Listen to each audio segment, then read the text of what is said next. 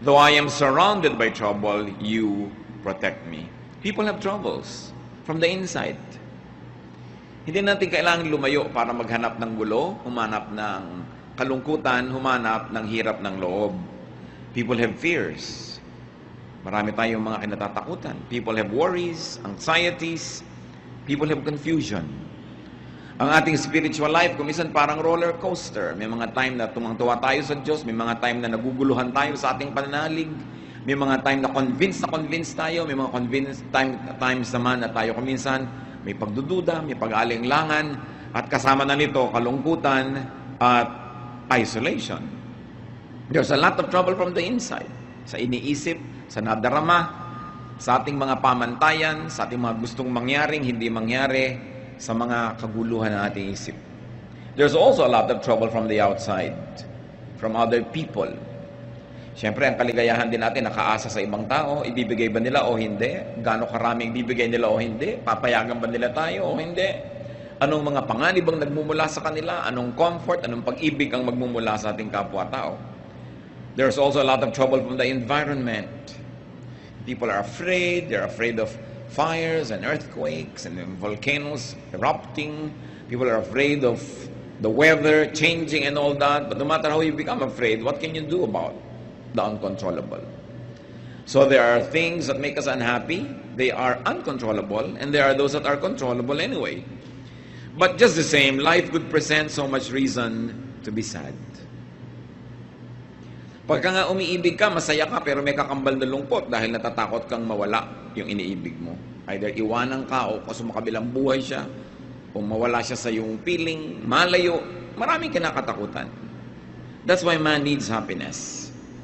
Therefore, man should be able to make and to produce happiness and not just depend on events, not just depend on happiness to come.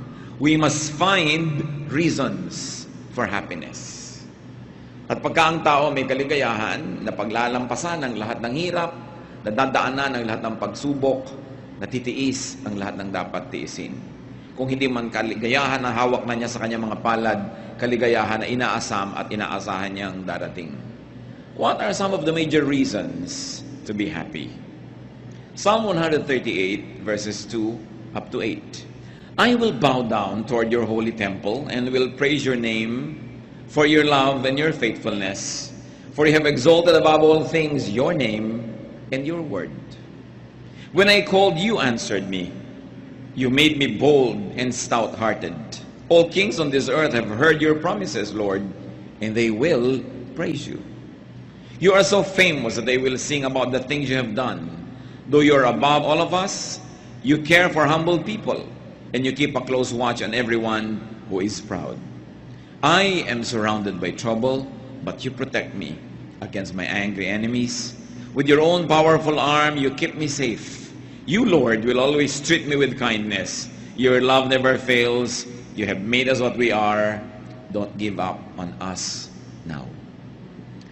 Napakaraming dahilan dito pa lang sa kaunting verses na ito para ang tao ay maging masaya o para aliwin niya at pasayahin ang kanyang sarili. At isa-isahin natin yun. Unang-una, God is loving and faithful. Kahit hindi laging loving and faithful ang mga tao, God is always loving and faithful. Para ka sumaya, iasa mo ang kaligayahan mo sa love and faithfulness of God. Secondary lang yung love and faithfulness of people. The love and faithfulness of people can make us happy in a very unique way. But the love and faithfulness of people can be threatened. The love and faithfulness of people can change. Salamat na lang kung hindi nagbabago. Lagi tayong mahal ng mahal natin, matapat sa atin yung pinagtatapatan natin. Pero ganun pa man, kung hindi man yan mangyari, pag inuuna mo na laging isipin that God is loving and faithful, at inuuna mo ang relasyon mo sa Diyos, dumating man o umalis sa mga tao, maging matapat man sila o hindi, you are steady. You are shaken, of course, but you are never broken. You are never totally destroyed when God is in the center of your life. Because of God, people could be loving and faithful too. Kung ang Diyos na lumikha sa atin at ang Diyos na may Espiritong nakatira sa atin ay mapagmahal at matapat, therefore, lahat ng taong tinatahanan ng kanyang Espiritu ay kaya ring maging mapagmahal at matapat. At kung marami tayong kalungkutan na tinatamasa dahil hindi tayo mahal o hindi matapat sa atin ang mga minamahal natin, dapat baligtarin natin yon. We cannot control other people, but we can control ourselves. So let's be happiness factories. Meron kayong dapat pagtapatan, maging matapat kayo. Meron kayong dapat mahalin, mahalin ninyo. Para yung inyong pinagtatapatan at minamahal, sumaya. At nabawasan ninyo sa pamamagitan ng pagkilos ng Panginoon sa ating buhay, ang numero, ang bilang ng mga taong malungkot at mga taong nababagabag. At dahil kumikilos din ng Diyos sa ibang tao, sila man maaaring maging paraan ng Diyos, kasangkapan para tayo'y mahalin ng Diyos through them. Therefore, open yourself to people's love. Because when you open yourself to God's love, you inevitably open your heart to love others, and you inevitably open your heart to accept the love of others. And then you are in the way of happiness. May mga daan, alam nyo, busy, may mga daan, hindi halos nadadaanan. Yung pag-ibig, yung kasiyahan, may dinadaanan din yan, dapat nandun ka. Sa kalsada na yung katumira, sa address na yun, para lagi kang nadadaanan. Maraming tao, hindi sila masaya kasing address nila andun sa gilid-gilid, hindi dinadaanan ng happiness. Kaya dapat kinikilala mo saan ba dumadaan yung happiness. Una na, kilalanin natin that God is loving and faithful. Two, God is true to His Word. Saan ba tayo kumukuha ng lakas ng loob? Di ba sa mga pangako ng Diyos? At sinasabi, God is true to His Word. Dapat alam mo ang mga pangako ng Diyos para maklaim mo. Yung mga nagdarasal nga kahit sa Biblia, kahit naman hindi makakalimutin ng Diyos, sila man ipinapaalala nila, Diyos, di ba sabi nyo ganito, di ba pangako nyo ganito, according to your word ganito. Hindi mo naman talaga ipinapaalala sa Diyos yun, ipinapaalala mo sa sarili mo na may pangako ang Diyos na ganon. Kasi hindi naman niya yung nalilimutan, pero nalilimutan natin. At kung nalilimutan natin, i-claim ang mga pangako ng Diyos, tayo yung nalulugi. Kaya ang masayang tao, inaalam ang salita ng Diyos at naniniwala na nanalig na ang Diyos ay matapat. Tutup din niya ang kanyang mga sinasabi. And because God has His Word in our hearts, and God has His Word printed, published, broadcast, God's wisdom is always relevant. Yung karunungan ng Diyos, nagbabago man ang panahon, nagbabago ang mga uso, hindi nagbabago ang karunungan ng Diyos. Magbago ka lang dapat ng paraan ng pag-a-apply nito, paraan ng pagbasa dito, para lagi kang makinabang. Bawat henerasyon, bawat lahi, bawat panahon, may mga unique elements ang kanilang kabihasnan.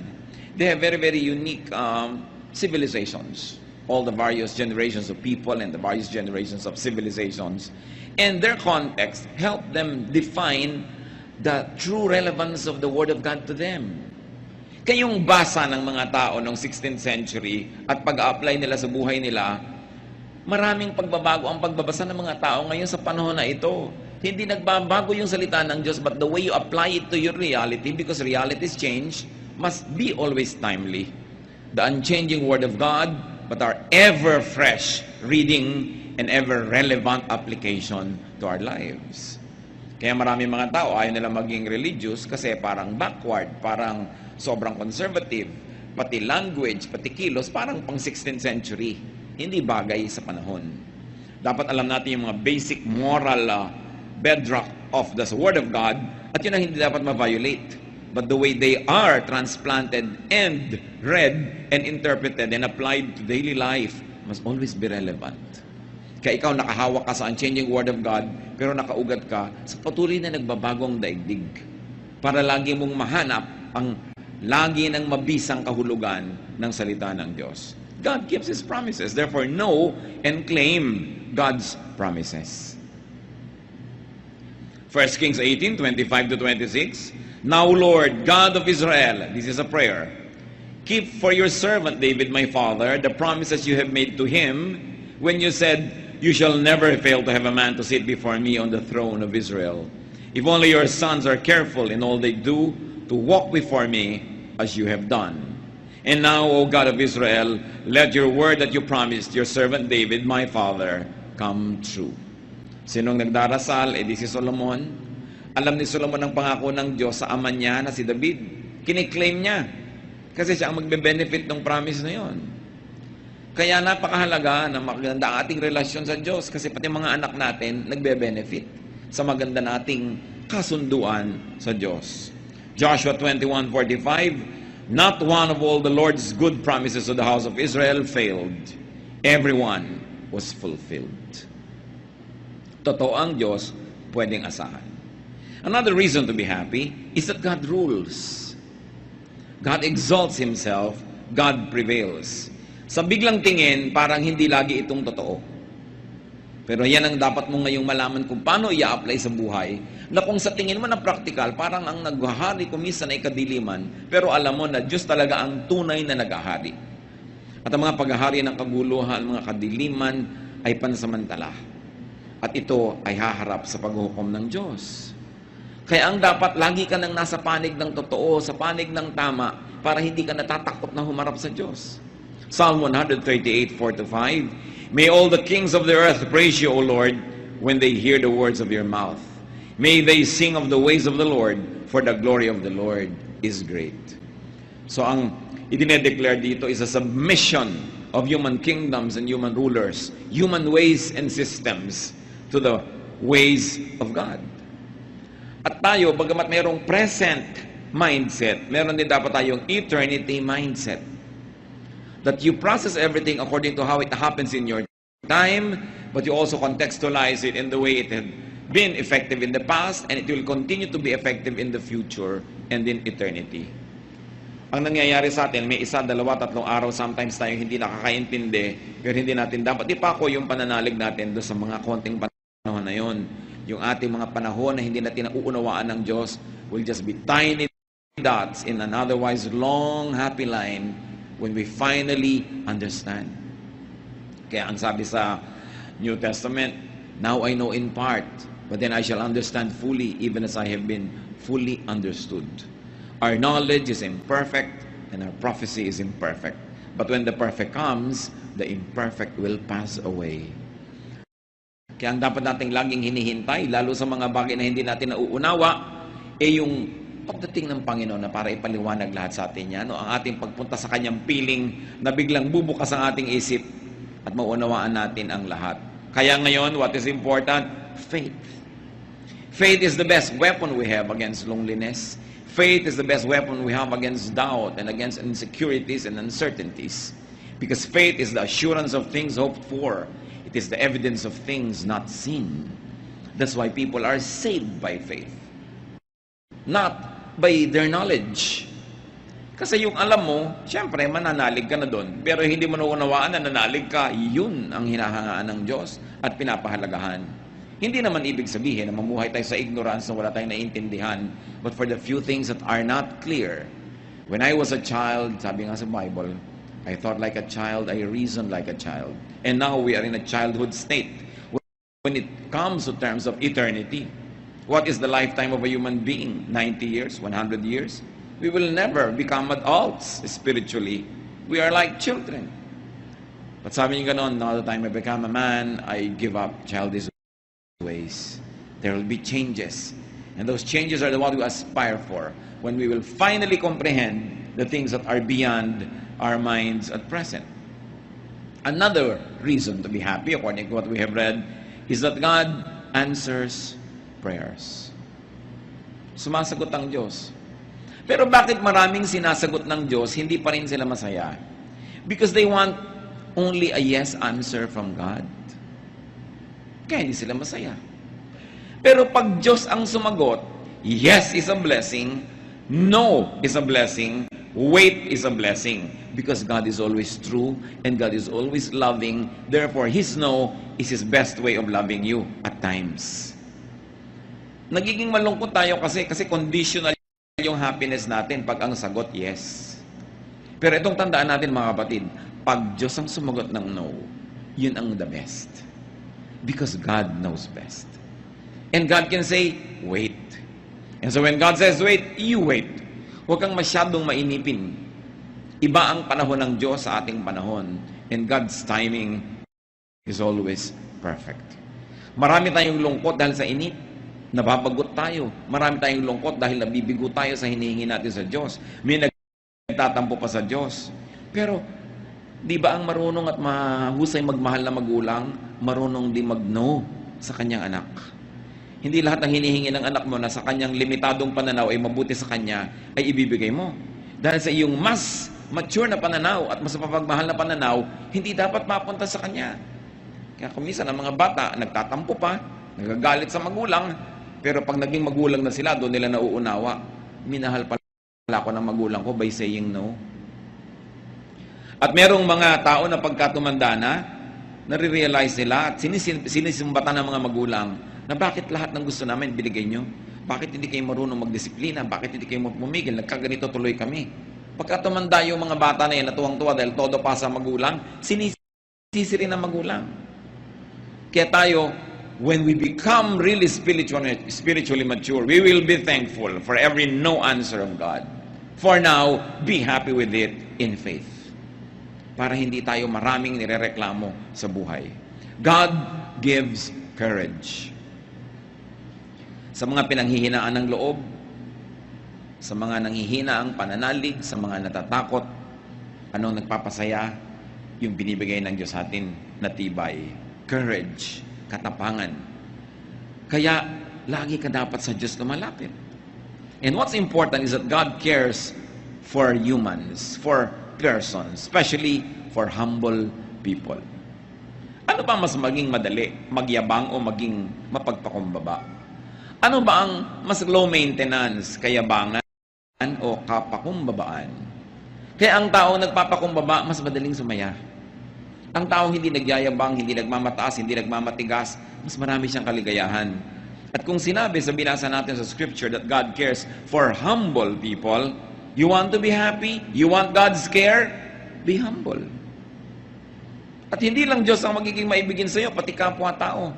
Kasi wala namang taong natutuwa at nagmamahal sa mayabang, sa matigas ang loob, sa nang titikis, sa nang sasadista. Wala namang natutuwa sa ganun. Kaya dapat makita natin ang pandaraya ni Satanas. Pag natitempt tayong maging mayabang, maging matigas dyan, maging mahirap na makasundo, gusto ni Satan mangyari yun para magalit sa atin ng mga tao, para lalo tayong lumungkot, at para malayo din tayo sa Diyos. So God cares for humble people. You want to be happy? Be humble. Make it a habit to be humble. Kasi pag mayabang ka, may minemaintain ka. Pag minemaintain ka, nakaka-insecure. Baka hindi mo lagi ma-maintain. Nadadagdagan ang mga nervyos mo sa buhay. God keeps the proud in check. Why should that make you happy? Because if you're the one being proud, God prunes you and corrects you para hindi ka lalong lumala. Ang palo ng Diyos, isa na naman yung paraan ng pag-ibig. Napalo ka dahil mahal ka. Yung bang anak ng kapitbahay na hindi mo mahal, papaluin mo pag gumagawa ng mali. Hindi mo naman mahal yun Pero yung mahal mo, papaluin mo. At pag pinapalo tayo ng Diyos, siya ang unang-unang nasasaktan. Tulad din ng magulang na namamalo ng anak. Liban na lang yung mga magulang na sa sobrang galit, gumaganti na lang talaga, ng bugbog na lang ng anak dahil ng galit, nagalit siya. Pero yung kalmado ka, papaluin mo, mahirap gawin yun. Kaya nga ang mga magulang, pinapayuhan natin, pag galit na galit kayo, tinuturo naman sa Bible, mamalo ng anak Pero huwag kayong mamalo habang galit kayo. Kasi baka naghihiganti lang kayo nun. Baka it is the evil nature that was insulted or challenged and now you're trying to be supreme and you're trying to assert your seniority and authority. Tuloy, hindi ka na namamalo para magtuwid, namamalo ka para gumante. Iba yun. Hindi gusto ng Diyos ng ganun palo. Pero yung palo ng pagtutuwid, mabuti yun sa pinapalo. Ngayon, kung ikaw si mayabang, na humble ka, na walang ka na ipinagyayabang mo, pero anak ka ng Diyos, masaya ka dapat. So pwede mo masabi, Lord, salamat, napahiya ako, salamat, kinapos ako, salamat, na humble ako. Kasi nalilibang na ako, nakakalusot ang mga kayabangan ko, akala ko pwede na.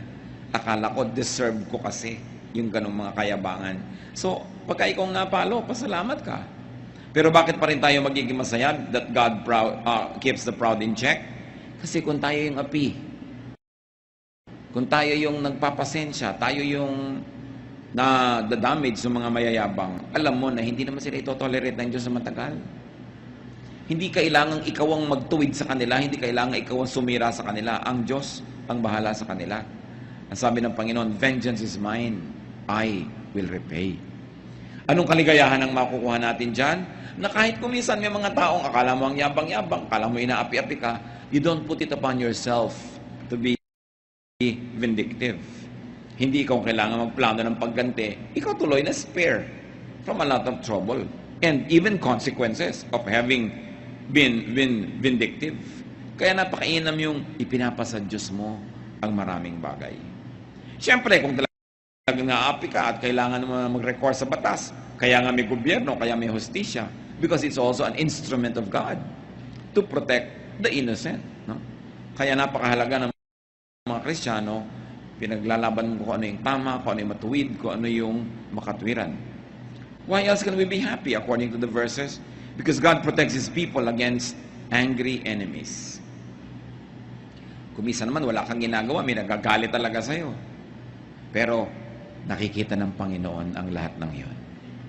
Sa Panginoon kayo magsumbong. Kung may mga taong nagagalit sa inyo at matapos yung magsaliksik ng inyong budhi, alam niyo naman na wala kayo talagang ginawa para magalit sila, then ipasa Diyos. Psalm 138:7, you stretch out your hand against the anger of my foes. With your right hand, you save me. Sa Diyos tayo magpaligtas. Sa Diyos tayo laging lumapit. Kung minsan kasi lalapit ka sa tao, nabibigo ka. O kaya, tutulungan ka niya pero hindi pala niya kaya. Kabiguan pa rin ang ending. But to trust God. And the Lord is always kind to His people. Lagi. Pag sinabing lagi, tulad ng ine-emphasize natin, kahit no yung answer, kahit na mamalo ang Diyos, kindness yun.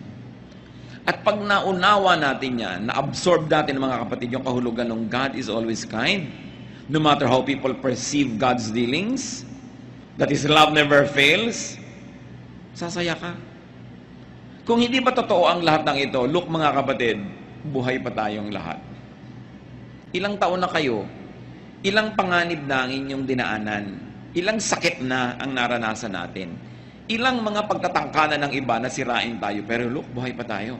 Isang malaking patotoo ng kabutihan ng Diyos. At kahit hindi ka pa rin buhay ngayon, sinabi nga, to live is Christ, to die is gain. Wala kang pwedeng puntahan na hindi nandun ng Diyos. Pasalamat ka pa rin. Kaya ang happiness mo, dapat walang pagsidlan. Walang kondisyon. Ano man yon, anak ka ng Diyos, everything that happens is a blessing to those who love God and are called according to His purpose. And even if we move to the next life, God will be there. Yung greatest fear natin, death, should be the greatest liberator. Because we will at last be spiritually one with our God. Psalm 139, verses 7 to 8. Where can I go from your spirit? Where can I flee from your presence? If I go to the heavens, you are there. If I make my bed in the depths, you are there. Sa pusudo ng dagat, nandun ka. Sa kataas-taas ang langit, nandun ka. Paano kita tatakasan? Napakasarap na yung mga basic truths na ito laging maalala. Kaya sinabi, though I walk through the valley of the shadow of death, I will fear no evil. Mga kapatid, ano yung mga valley of the shadow of death ng inyong buhay? Sasakay ka ng aeroplano, ninenervyos ka. Diba? Yung, ayan, I'm walking through the valley of the shadow of death. Sasakay ka ng barko kuminsan, ninenervyos ka, lalo masungit ang panahon. Ang dami-dami sa ating citizens, walang magawa. Talagang wala silang sariling sasakyan. Sumasakay sa mga bus o mga sasakyan, nagkakarera yung mga driver na hindi mo na malaman kung anong mga buhay ka pa bang bababa dun o hindi. Ito, I walk through the valley of death. Ang daming fears. Baka ka mawalan ng trabaho, baka ka magkaroon ng sakit, baka kung ano-ano. Pero ang sabi, even though I walk through the valley of the shadow of death, I will fear no evil because you are with me. Dahil kasama natin ang Diyos. Napansin nyo ba, 8 mga dahilan yan para sumaya, pero meron niyang isang common denominator, mga kapatid. It is all God-based and God-centered. Lahat ng dahilan ng kaligayahan na yan, dahil sa Diyos, dahil may Diyos. Many people are sad because they seek happiness outside of God. Many people are sad because they seek happiness away from God. They seek happiness mostly from people and from things. Therefore, people are sad. Pero ito, 8 great reasons to be happy, and all of them focus on God. Puro yung God is like this, God is like that, God's word is like this. Kaya yung tao na inuuna yung Diyos, nakasentro ang Diyos sa kanyang puso, talagang ang Diyos naka-enthroned sa kanyang isipan, sa kanyang damdamin, masaya yun. Kahit dinadalaw ng paminsan-minsang lungkot, dinadalaw natural ng paminsan-minsang mga duda, pero paminsan-minsan at hindi siya nagkakagiba-giba. Dahil Diyos ang sentro ng kanyang buhay. At ito ang itinuturo ng Panginoon. Alam nyo, struggle ko matagal yan nung araw. Tinatanong ko sa Diyos, bakit lagi mo, Lord, gustong number 1? Bakit kailangan number 1 lagi? Is God egocentric? Kulang ba siya sa pansin? Pero talagang na-share ko na rin sa marami sa inyo, the Lord revealed to me that He wants to be number 1 because when He is number 1, we will be happy. Pag ginawa mo number 1, tao, kawawa ka. Pag ginawa mo number 1, bagay, kawawa ka. Pero pag Diyos yung number 1, lagi siyang nandun. Di siya nagbabago. Lagi kanyang mamahalin. Mahalin ka man o hindi ng tao, magkaroon ka man ng pera o wala kang pera, andun lagi yung Diyos. Kasi pag number 1 siya, siyempre yung number 2, number 3, number 4, mahalaga. Pero hindi masyado, hindi kasing halaga ng number 1. Ngayon, isipin niyo mga kapatid, ano ba o sino ang number 1 sa buhay natin? Pag sinabi mong, ay, ang number 1 ko, ang aking misis, mahirap yan. Dapat number 2 lang siya. Dapat number 1 ang Diyos. Number 2 din si Mister. Kasi ang number 1, Diyos. Mga misis, huwag na kayo mag-asam na number 1. Pag Diyos ang number 1, number 2 lang kayo, sigurado wala nang number 3. Pero kung kayo number 1, baka may number 2, 3, 4, 5. Mahirap yan. Dapat Diyos ang una talaga. Kaya sa ating mga anak, ituturo natin ang pag-ibig sa Diyos, sa ating mga mahal sa buhay. Pagka lahat tayo ang number 1 Diyos, ang ganda ng mundo. Sasaya tayo. Number 1 kasi ibang tao kaya papatay ka para sa kanya. O ayaw niya sa'yo, babarilin mo na siya dahil ayaw mo na sa kanya. Mababasa mo sa mga dyaryo. Mga crimes of passion. Ayaw ko na sa'yo. Gusto pa kita. Paano ayaw ko na nga sa'yo? Paano yun? Pero ang Diyos, hindi siya aayaw sa atin kahit kailan. Lagi niya tayong gusto. Kahit kumisan tayo pa yung umaayaw. At yung pag-ibig na yun, isa sa mga pinakamahiwagang pag-ibig, madaling sabihin, pero mahirap unawain. Kasi hindi naman kinakamot ng Diyos ang likod mo, no? Pagka kumakate, hindi ka naman niya inaabutan ng malamig o mainit na inumin. Hindi ka naman niya binibigyan ng diretsahan ng pera o karinyo. Kaya kuminsan nalilimot natin yung ganong uri ng love affair that we should develop. Ang lagi nating inuuna, yung nakikita ng mata, yung nararamdaman ng balat, yung andyan. But remember that though we are bodies, we are also spirits. Na meron tayong dalawang uri ng pagkabuhay na isinasabuhay. At yun yung ating buhay sa laman at yung buhay sa espiritu. Pag yung buhay mo sa espiritu masigla, masaya, kaya kanyang dalin kahit na nagkakagulo-gulo yung buhay mo sa laman. Pero pag yung buhay mo sa espiritu, wala. Kahit anong saya ng buhay mo sa laman, pansamantala, mababaw. It is like chasing rainbows, and when you get there, it is not there. Nakikita nyo, napakarami mga matagumpay ng tao, inaamin din nila, hindi rin naman masaya. Although marami rin namang hindi matagumpay na masaya, so mabuti ng matagumpay kang malungkot kasi hindi ka matagumpay na malungkot din. So huwag natin gawing excuse yan. Pero ang point, unahin ng Diyos. Paano nyo gagawin yun? Kayo lang makakapagsabi. Kung paano nyo siya uunahin. Kung paano nyo bibigyan ng panahon, paano tayo de-develop ng pakikipagmahalan. Kasi ang Diyos, persona. Hindi siya usok. Hindi siya drawing. Hindi siya bato. Isa siyang persona, may damdamin. At gusto makipagmahalan sa tao. Ang isa sa mga pinakamatatayog at pinakamabubuting layunin natin, mission, develop a loving relationship with God. And you've got to find your personal way to do that. Your spirit will tell you if you'd only listen. Now, what is the way to be happy? Nagbigay tayo ng mga reasons to be happy. Psalm 138, 1-3. I will praise you, O Lord, with all my heart. Before the gods, I will sing your praise. I will bow down toward your holy temple and will praise your name for your love and your faithfulness. For you have exalted above all things your name and your word. When I called, you answered me. You have made me bold and stout-hearted. So the way to be happy, praise God with all your heart. Siyempre, may literal, sing praises to God. Sabihin mo ang mga kabutihan, i-declare ng iyong bibig. Praising and singing is doable. Therefore, praising and singing are all both decisions. Happiness can be a decision. You can decide to be happy, you can decide to be sad. So pag kumanta ka, nakokontrol mo yun. Mamaya yung kanta mo, inililift up na niya yung spirit mo sa Panginoon. Mahirap sabihin, sasabihin ko ang sarili ko, pero mas madaling sabihin, kakanta ko sa Panginoon.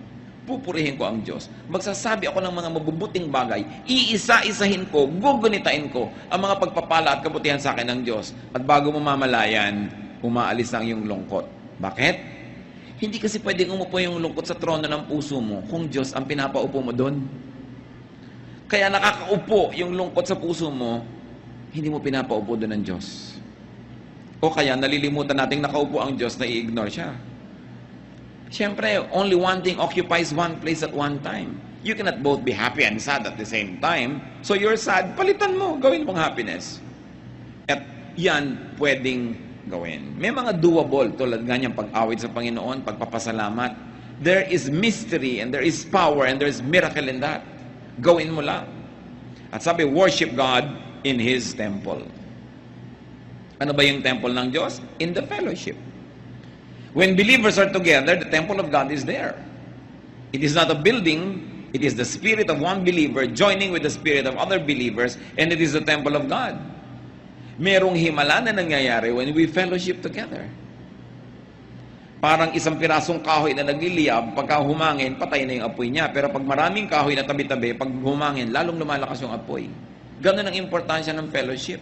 At fellowship, hindi lang yung from 3 to 5 p.m. may fellowship, hindi yon. Yung talagang nakikipagbuhol-buhol yung buhay natin sa buhay ng mga ibang believers. Hindi lang tayo umaattend ng program, tapos fellowship na ba yun? Ang fellowship, yung saya niya, saya mo rin, yung lungkot mo, lungkot niya rin, nagkakahati-hati, nagkakatulong-tulungan. Ang Diyos kasi nilikha tayo na talagang nakikipag-asahan sa ibang tao, umaasa at naaasahan. Kaya marami daw malungkot, sabi nga nung isang poster, people are lonely because they build walls instead of bridges. So we build walls to people, against people, we become sad. That's why we fellowship. Itinuturo yan sa Biblia, always fellowship. Kasi alam ng Diyos, maraming lungkot ang buhay. At maraming ligaya tayong matatamasa sa tunay na pakikipagkapatiran. Yung tunay na pakikipagpalagay ang loob at pakikipagtulungan. Hindi yung superficial lang. Hindi yung strict mo sa fellowship, ayaw na tuloy umatin ng iba. Hindi na sila pwede maging totoo. Pagtanggap, walang patakarang pagtanggap sa kapwa. Pagmamahal, pagtulong para siya umasenso, ma-develop, may saya dun. You are able to unmask yourself and you're able to be your true self in the presence of another person or persons that already gives you happiness. Ang hirap-hirap nung nag-iisa ka na nagdadala ng problema mo, nag-iisa ka na nakakaalam ng tunay mong mga iniisip, niloloob, ang tunay mong pagkatao, it isolates you. Pero kung tayo bukas ang ating puso, bukas ang ating palad na tumanggap sa ating kapwa, we make them happy. And in the process of making people happy, miraculously, you also become happy. As you know it by experience, that when you make people sad, you also become sad. Kahit kuminsan natutuwa ka, ay nagantihan ko siya, ay naipahiya ko siya, pero makinig ka sa budhi mo, may napalungkot kang tao, may nasaktan ka, ang totoo nasasaktan ka rin. Bakit? Nilikha kasi tayo ng tao ng Diyos na kapwa-tao. Ang nangyayari sa kapwa natin, nangyayari rin sa atin, na iintindihan man natin yun o hindi. Kaya mas nagpapasaya tayo ng iba, mas sumasaya tayo. Mas nagpapalungkot tayo ng iba, mas inuusig tayo ng budhi natin. Kung minsan gasgas na yung budhi na yon, hindi na malinaw, pero meron ka pa ring heavy feeling na hindi mo malaman kung bakit, kasi may atraso ka pala sa iba. Ang isang pinakamabisang paraan para sumaya, magpasaya ka ng iba. Sasaya ka sigurado. Magbigay ka sa gutom, magbigay ka sa mga bata, magbigay sa nangangailangan. Pero ang isang pinakamabilis lumungkot, magdamot ka. May nangangailangan, may ibibigay ka, pero pinagdamutan mo, natutuwa ka dahil yung pera mo hindi nagalaw, hindi ka naabala, pero may lungkot ka rin. Kung aaminin mo yon, may lungkot ka. So we go back to our basic humanity, that our happiness is in making other people happy. It is a true fellowship, true worship. So we worship God in His temple among the believers, and you worship God within you, because the Spirit of God is in your heart. Therefore, make peace with yourself. Pag sinabi mo yung self, ano yon? Yung Espiritu ng Diyos at saka yung flesh, magkasama, yun ang self mo. You make peace with yourself. You make peace with God who is in you. Makinig sa usig ng budhi, makinig sa konsyensya, at kailangan matuto ka rin na tanggapin ang iyong sarili. So that you are at peace with yourself. Pag ikaw ang number one nagre-reject sa sarili mo, dahil may iba kang gustong pagkatao, may iba kang gustong itsura, meron kang gustong ibang buhok, meron kang gustong ibang height, hindi ka sasaya. Kasi you are not at peace with yourself. We are not perfect. We must move from glory to glory. We must improve and improve and improve. But you begin with accepting yourself. Maraming lungkot kasi we are on denial. Hindi natin ina-accept ang sarili natin. At pag hindi natin ina-accept ang sarili natin, paano natin na-acceptin ang iba? There is genuine liberation in being accepted and in accepting others. How else to be happy? Ask help from God. First and foremost. God dapat una. Yung iba kaya lang nagdadasal pag wala nang magagawang iba. Ay, wala na tayong pwedeng kailangan magdasal na lang tayo. Dapat unahin ang Panginoon. Because He answers prayers according to what we have read. Make God your first, not your last resort. And be humble, as we have said. The humble can be much, much happier. Because God is soft-hearted to the humble. James 4:6. But He gives us more grace. That's why Scripture says, God opposes the proud, but gives grace to the humble. And 1 Peter 5:6, humble yourselves, therefore, under God's mighty hand, that He may lift you in due time. Happiness is more easily attainable in humility. And as we have said, accept yourself. Accept your life. It doesn't mean na huwag ka na mag-ambisyon na improvein yan. It doesn't mean na huwag ka na magkaroon ng mga pangarap na makalaya sa kung anuman ang gumagapo sa iyo ngayon. But for the time being, accept your reality. Do what you can to change it for the better. But while the better is not yet achieved, be happy with your reality. Do not live in denial. Kailangan tanggapin mong eto ang buhay ko ngayon. Gusto ko napakarami sanang halamanan pero nakatira ako din sa prasong bahay na ito. So maglalagay ako ng halaman sa lata ng floor wax. May halaman ka na rin. Hindi pa lang nga marami. You can alter your reality and you can create your reality. Yung mga Japanese, dahil sa dami nila, siksikan, dami ng populasyon, they have developed to have privacy in the mind. Yung nasa loob lang nila yung privacy nila. Nasobrahan nga, kaya marami, nagpapakamatay nalulungkot masyado. Pero ibig sabihin, close your eyes and you can be alone though you're in a crowd.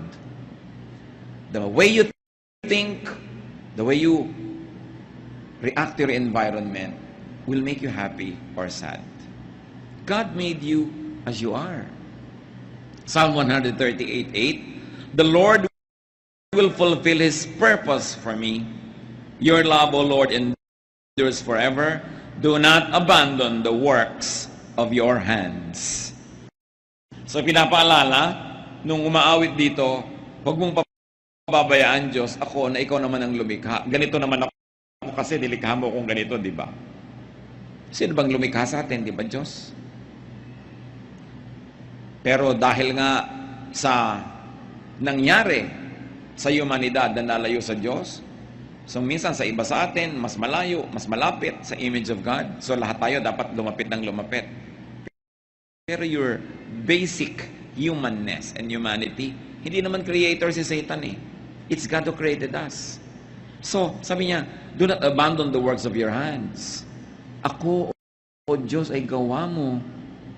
So, turuan mo ako kung paano ko mabubuhay ng masaya, maka-Diyos, makatao, na ako ay ako. Na hindi ako yung iba. Na hindi ko pinipilit maging iba ako kasi ako ay ako at gawa mo ako.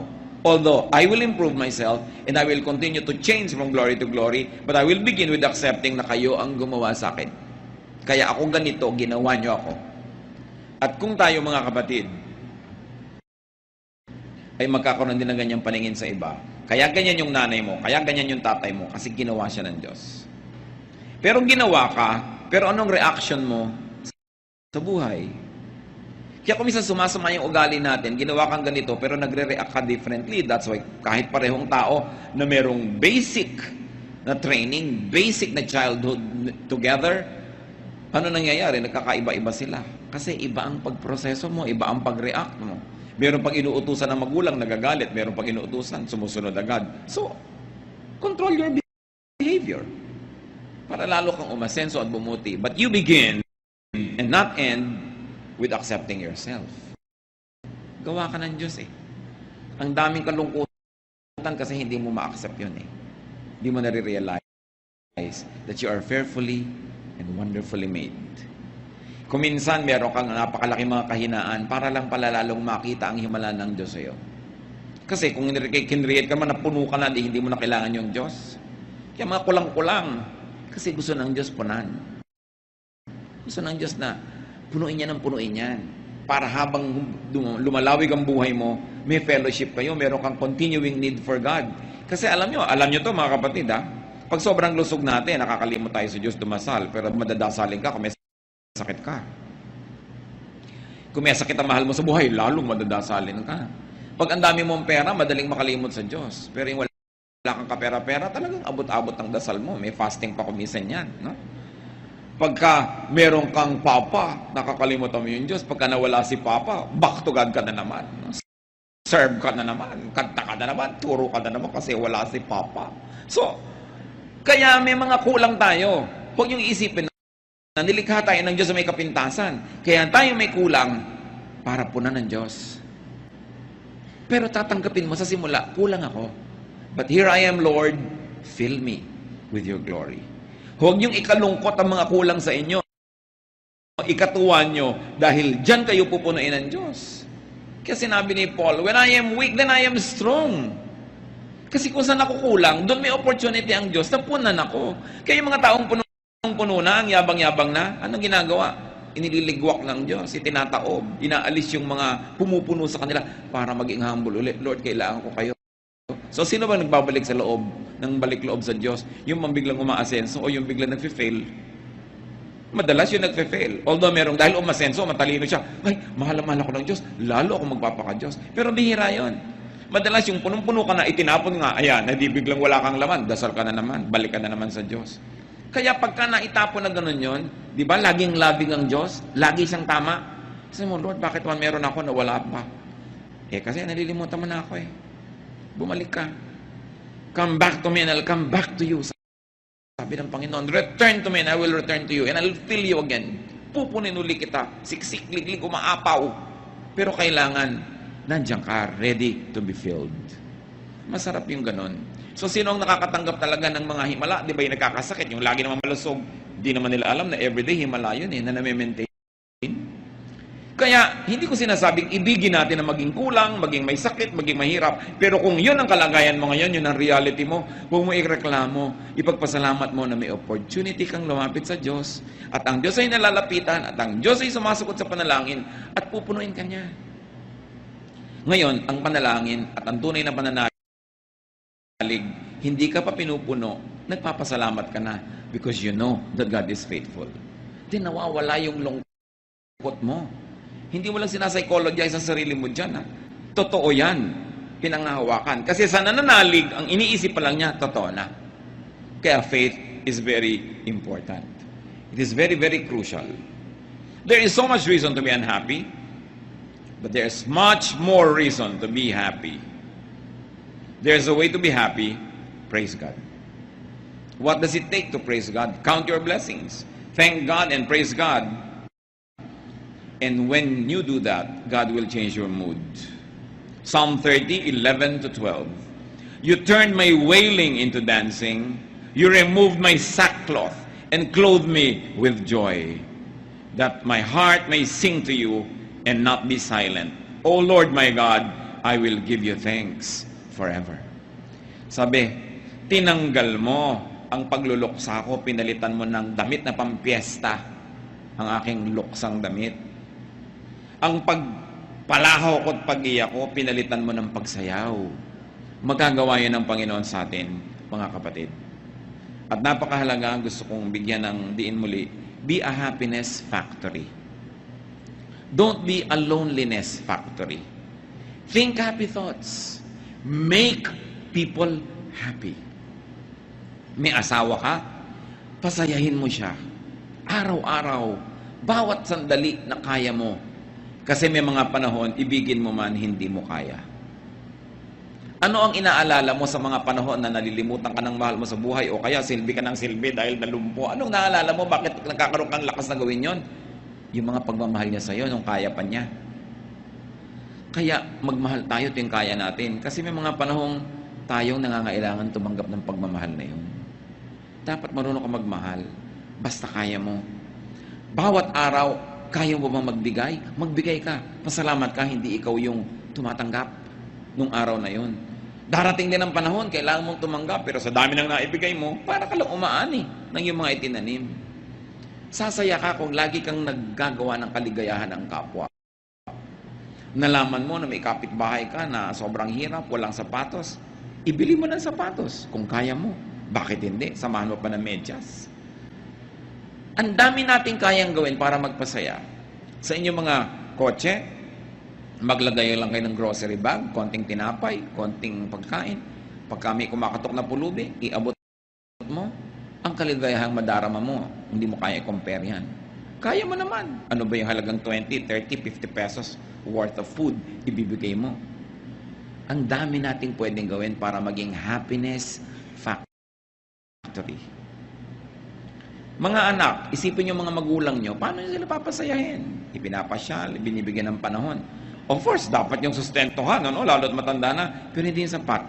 You should give time, attention, be a happiness factory. Magulang ka, paano mo pasasayahin yung anak mo? Pero madalas, nadadaya tayo ng diablo, ha? Nagiging tayong loneliness factory. Tayo nagiging dahilan kaya lumulungkot yung mga tao. Yung mga umaasa sa atin, binibigo natin. Yung mga tao, pinapahiya natin. Pero pwede tayong maging happiness factory. Lalo may pera kayo, yan ang pinakamasarap. You know, giving away money is like defecating, the pleasure in it coming out.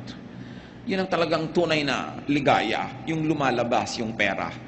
Yan ay matrain natin yung puso natin sa ganon. That's why it becomes a blessing to be rich. Because it's such a great joy to give away kung ang puso mo nasa tamang lugar. Manalangin tayo mga kapatid. Nais kong ilapit. Kung sino man ang may mga sobrang mga kalungkutan sa buhay. Kung sino man sa atin ngayon ang magsasabing, pag in-average ko yung buhay ko, masasabi ko, malungkot ako. Mas malungkot kaysa masaya. Nais kong ipanalangin ang sino mang magsasabi sa Lord na, Lord, kulang po ako, punan niyo ako. Nagkakatipon-tipon tayo mga kapatid para pagpalain ng Diyos. Gusto ko ngayong ipanalangin at nananalig akong didinggin tayo ng Diyos. Hihipuin ang ating mga puso. Sino man ang ngayon nagsasabing, ang dami-dami kong kalungkutan, gusto kong sumaya at sa Diyos ako lalapit. Tumayo kayo, lalapit tayo sa Diyos. Napakainam na sabihin sa Diyos, kailangan ko kayo. Meron ako mga unhappinesses sa buhay ko. Hindi yan nakakahiyang sabihin sa Diyos. Alam naman niya yung puso natin. Ang gusto niya, pusong mapagpakumbaba, kumikilala na kailangan mo siya. Dahil gustong-gusto niyang punan ang pangangailangan natin. Kung meron pa tayong kasama na mas maraming kalungkutang naghahari sa buhay niyo, at gusto niyong itaboy ang mga lungkot na ito sa buhay, tumayo kayo. Declare your faith that the Lord heals. At nais ko sa ilang saglit, manalangin kayo ng personal na panalangin sa Diyos. Ano man ang gusto niyong sabihin sa Kanya tungkol sa kalungkutan o mga kalungkutan ng buhay niyo. Let's be alone with God. God hears and God heals. Aming Ama sa langit, Ama ng aming Panginoong tagapagligtas na si Jesus, Diyos na lumikha sa amin, Diyos na lumikha ng langit at lupa. Kinikilala namin ang paggawa mo sa amin. Kinikilala namin ang aming mga kakulangan, maging aming pagkukulang at likas na mga kulang sa amin. Lahat ng ito, Panginoon, sa iyong paanan namin dinadala, O Diyos Ama. Kayo ang nakababatid ng laman ng bawat puso na narito ngayon, tumayo man o hindi. Kayo ang nakakaalam ng dahilan ng pagtayo. Alam nyo ang punot dulo, ang pinagmulan at tutunguhan ng aming mga lungkot. Dalangin namin sa iyo, Panginoon, pawiin mo po ang mga ito sa iyong mapaghimalang paghipo sa aming puso. Bunutin mo ang mga malalalim na ugat ng kalungkutan sa aming buhay at palitan mo ito ng tanim na kaligayahan. Mag-ugat sa aming puso at sa aming espiritu ang kasiyahan, kagalakan, kasayahan. Turuan mo kami, Panginoon, na maging instrumento mo, na maging happiness factory. Na sa aming kalungkutan, unahin namin yung lungkot ng iba. At sa pagpapasaya namin sa kanila, pasayahin mo rin kami. Dalangin namin, Panginoon, ihayag mo rin sa amin, nakatayo man ngayon o hindi, ang anak mo. Ihayag mo kung paano kami nagiging loneliness factory. Kung paano kami nagiging kasangkapan ng dyablo na magpalungkot sa iba, imbes magpasaya. Kung paano kami pumapayag na kami magamit na maging instrumento ng kalungkutan, ng hirap ng loob. Patawarin mo po kami, Panginoon, sa aming mga pagkukulang. Patawarin mo kami sa aming mga ginagawang nakakapagpalungkot sa aming kapwa na pwede naman naming hindi gawin. At bigyan mo rin kami ng lakas na makapagpasaya. At sa paggawa namin ng lahat ng ito, sa pagsunod namin sa iyong kalooban, Panginoon, paghimalaan mo ang mga anak mo ngayon na ito. Hindi pa man nakagagawa ng mga magagandang bagay. Ngayon pa lang sa pagtayo na ito, paghimalaan mo na. Hipuin mo ang puso, Panginoon, pahirin mo ang luha sa pisngi na iyong mga anak. Patibayan mo ang aming pananalig. Pawiin mo ang aming mga kalungkutan, ang aming mata, para makita namin ng maraming dahilan para kami sumaya. Tanggalin mo ang mga bumubulag at tumatakip sa aming mata para hindi namin makita ang mga blessing mo. Tanggalin mo yung mga piring namin, Panginoon, na nagpapadilim sa aming isip, nagpapalungkot sa amin at nagbibigay ng mga insecurities, because we forget that you are God and you're in heaven and you're God of all gods, and that, oh Lord, you love us and you're always faithful to us. Patatawarin mo rin kami kung nakakagawa kami, Panginoon, ng mga tao o bagay na number one at kayo napapaurong sa malayo na priority namin. Ibalik mo ang init ng pag-ibig namin sa iyo. At ibalik mo rin ang init ng pag-ibig mo sa amin, Panginoon. Gaya ng mga bagong nananalig sa iyo, kung gaano nag-aapoy ang pananalig, ang paglilingkod, ang kaligayahan, gawin mong gawin totoo ito sa buhay ng mga anak mo ngayon. At nawa, Panginoon, sa muli naming paglapit, pakikipagkasundo, pagkilala ng pangangailangan, yung kalooban mong maganda, yung kalooban mong kaibig-ibig, maghanap sa aming buhay. Mga kapatid, manalig kayo, tanggapin nyo mula sa langit ang hinihingi nyo ngayon sa Panginoon. Ang pag-alis, paglalaho ng inyong mga kalungkutan at pagpalit ng kapayapaan, kaligayahan, katiwasayan. Maghari nawa sa inyong mga puso ang tahimik na buhay. Makatulog nawa kayo ng mahimbing pag kayo humihiga. Makakain nawa kayo na masarap pagka kayo nasa hapagkainan. Sumaya nawa ang inyong mga buhay at sa panahon ng mga kalungkutan, huwag kalimutan na ito'y pansumandali at ang Diyos nagbibigay ng saya at ng lungkot din. Pero ang makilala nyo, yung lungkot na nanggagaling kay Satanas, tanggihan ito. Pero ang lungkot na pinapayagan ng Diyos, tanggapin. Sapagkat ito ay nakakapagpadalisay ng ating pagkatao. Panginoon, ipakilala mo sa amin yung nagmumula sa inyo at matanggap namin para sa ikabubuti ng aming espiritu.